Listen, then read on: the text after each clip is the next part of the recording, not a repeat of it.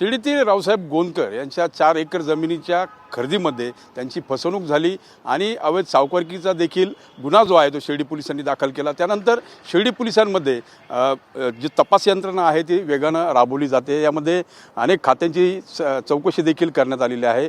जवळपास 35 जणांची चौकशी अद्यापपर्यंत पूर्ण झालेली आहे आणि 6 जणांना जबाब नोंदवण्यासाठी नोटीस जी आहे ती शिर्डी पोलिसांनी बजावलेली आहे। मात्र ही जमीन व्यवहार ज्यावेळेस खरेदी विक्री झाली त्या दरम्यानच्या काळामध्ये 2 राष्ट्रीयकृत बँकेतून व्यवहार झाला आणि त्या दोन्ही बँकेवर ते अशोक खरात आणि कल्पना खरात यांची ती राष्ट्रीयकृत बँकेमध्ये खाते आहे नाशिक आणि सिन्नरमध्ये। त्या बँकेवर जवळपास 5.5 कोटी रुपये जे आहेत ते टाकण्यात आले आणि त्यांचा शिवनिका संस्थांचा ट्रस्टी तसेच CA महेंद्र भोपळे याने ही रक्कम जी आहे ती त्या राष्ट्रीयकृत बँकेच्या अकाउंटवर टाकल्याचं पोलीस तपासात समोर आलेलं आहे। आणि त्या अनुषंगाने आता शिर्डी पोलिसांनी या दोन्ही राष्ट्रीयकृत बँकात जे व्यवहार झाले त्याची चौकशी जी आहे ती सुरू केलेली आहे। या संदर्भात त्यांनी आयकर विभागाला एक पत्र पाठवलेलं आहे आणि त्याचं विवरण जे आहे आयकर विभागाकडून ते मागवलेलं आहे। त्यामुळे या 2 खात्यांची चौकशी आता होणार आहे।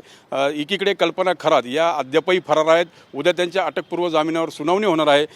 या सगळ्या प्रकरणामध्ये मुख्यत्वे 5 आरोपी आहेत। त्यामध्ये अशोक खरात, कल्पना खरात आणि अन्य 3 असे 5 जण आहेत। त्यामध्ये 2 जण जे आहेत ते अद्यापही अटकेत आहेत।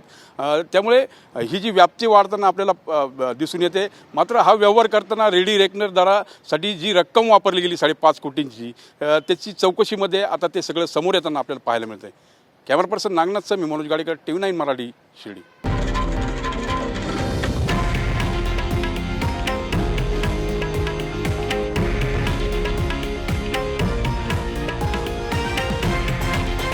हे आहे देशातील नंबर 1 न्यूज नेटवर्क आणि आपण पाहत आहात TV9 मराठी, एकमेव।